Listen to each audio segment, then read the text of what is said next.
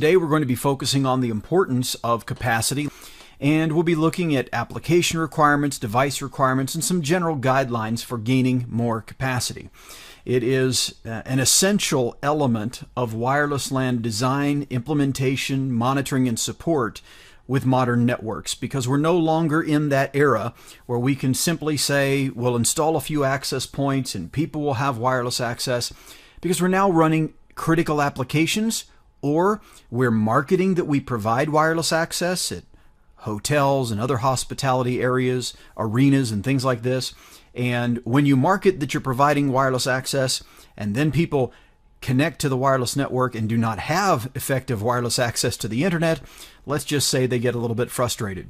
So to avoid that, we have to make sure that we've designed for capacity, and that's what we'll be looking at today.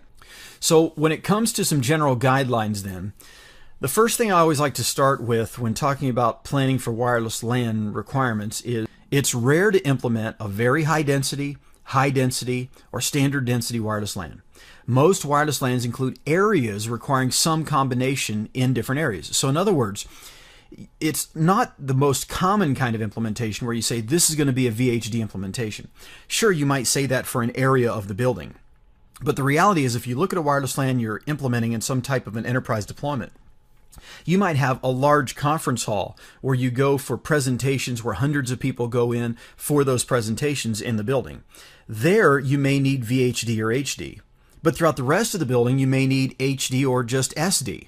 And so when you look at the building deployment as a whole, or the campus deployment as a whole, you're going to have a mixture of these. And so what you're going to find is that you have all of these different types of implementations that you may need in specific physical spaces within the deployment, and you have to make sure that you understand that. The last thing you want to do is implement the same standard density in the conference hall that you would have implemented in the office space areas. So it's important to keep in mind that you might have some varied implementation requirements. And when you're implementing for capacity, channel reuse becomes a big issue. It's about managing spectral efficiency, making sure you're using the spectrum that's available to you as efficiently as possible.